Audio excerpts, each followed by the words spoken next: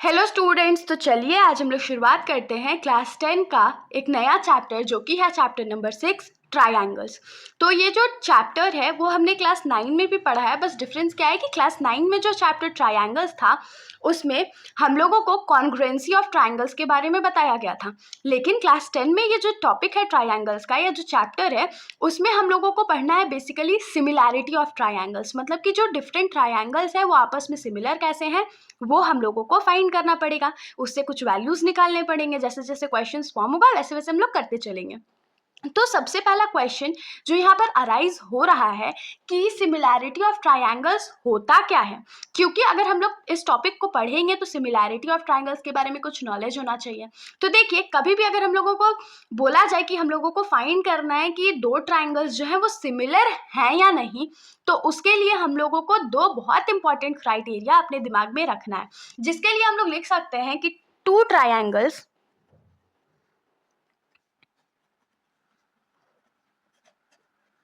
Are similar if, मतलब कि इसमें दो कंडीशंस हम लोग पढ़ेंगे कि दो ट्रायंगल्स कब सिमिलर हो सकते हैं। पहला कंडीशन क्या फुलफिल होना चाहिए कि their corresponding angles are equal, their corresponding angles are equal, मतलब कि सबसे पहले तो जो कॉरेस्पॉन्डिंग एंगल होगा अगर वो इक्वल हो जाते हैं तीनों के तीनों एंगल, तो हम लोग क्या बोल सकते हैं कि हमारा जो ट्रायंगल है वो सिमिलर है। इसके लिए मैं आप लोगों को एग्जांपल भी बताऊंगी, लेकिन पहले हम लोग थोड़ा सा इसके बारे में लिख लेते हैं। और दूसरा क्या होना चाहिए, दूसरा होना चाहिए कि उसका जो कॉरेस्पॉन्डिंग साइड्स है वो जो है वो एक दूसरे के सेम रेशियो में होना चाहिए। जो रेशियो आए वो लोग का वो हमेशा सेम होना चाहिए, तब वो जो ट्रायंगल है वो सिमिलर हो सकता है। तो हम लोग क्या लिखेंगे, the corresponding sides should be in same ratio. तो जो कॉरेस्पॉन्डिंग साइड्स है वो सेम रेशियो में अगर होगा फिर भी हमारा ट्रायंगल जो है वो सिमिलर होगा। होप सो आप लोगों को ये दो पॉइंट समझ में आओगा। लेकिन बिना एग्जाम्पल के क्वेश्चन कैसे समझ में आ सकता है? कोई भी टॉपिक को मैथ्स में समझने के लिए ऑफकोर्स फिगर चाहिए। तो चलिए हम लोग फिगर बना के थोड़ा सा देखते हैं।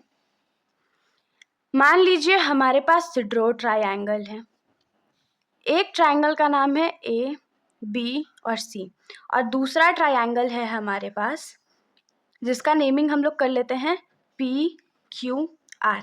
और अगर मैं बोल दूं कि यहाँ पर जो ट्रायंगल है ये एंगल इसके बराबर है, ये एंगल इसके बराबर है और ये वाला एंगल जो है इसके बराबर है, तो इसमें हम लोग क्या बोल सकते हैं कि ये दोनों ट्रायंगल जो है, ट्रायंगल ABC और ट्रायंगल PQR वो सिमिलर है। क्यों सिमिलर है? क्योंकि इनका जो कॉरेस्पॉन्डिंग एंगल्स है, मतलब एक एंगल A के कॉरेस्पॉन्डिंग क्या है, एंगल P है, एंगल B के कॉरेस्पॉन्डिंग क्या है, एंगल Q है, और एंगल C के कॉरेस्पॉन्डिंग क्या है, तो एंगल R है। ये तीनों आपस में इक्वल है, इनका तीनों जो कॉरेस्पॉन्डिंग एंगल है वो इक्वल है, इसीलिए हमारा जो ट्रायंगल है वो सिमिलर हो जाएगा। इसको हम लोग लिख कैसे सकते हैं, तो हम लोगों को गिवन क्या है कि angle A is equals to angle P है, angle B is equals to angle Q है, और angle C is equals to angle R है। तीनों को एंगल जो है वो कोरस्पॉन्डिंग है ना, तो हम लोग यहाँ पर क्या लिख सकते हैं कि so triangle ABC is similar, similar का साइन ये होता है सिमिलर टू ट्रायंगल PQR। और क्यों सिमिलर है? क्योंकि इसका रीजन हम लोग लिख सकते हैं all corresponding angles are equal. तो एक एग्जाम्पल हम लोग एंगल वाला के लिए देख लिए, अब दूसरा एग्जाम्पल जो है हम लोग साइड्स के रेशियो वाला देख लेते हैं। मान लीजिए हमारा यही ट्रायंगल होता है, ठीक है, और मैं बोलती कि ये वाला और इसका रेशियो, इस एंगल इस साइड और इस साइड का रेशियो, इस साइड और इस साइड का रेशियो, इस साइड और इस साइड का रेशियो जो है वो इक्वल है। तो यहाँ पर से हम लोग क्या बोल सकते थे, क्योंकि तीनों साइड्स जो है कॉरेस्पॉन्डिंग साइड्स का रेशियो इक्वल है, इसीलिए हमारा जो ट्रायंगल है वो सिमिलर है। तो इसमें हम लोग क्या लिख सकते थे कि AB by PQ, AB by PQ क्यों लिखा है? क्योंकि ये और ये कॉरेस्पॉन्डिंग साइड्स है ना, इसीलिए AB by PQ is equals to BC by QR। BC side जो है वो QR से रेशियो देखेंगे और AC जो है वो PR से देखेंगे, तो AC बाई PR। तो यहाँ से हम लोग क्या लिख सकते हैं कि ये तीनों जो है उसका जो रेशियो है वो इक्वल है।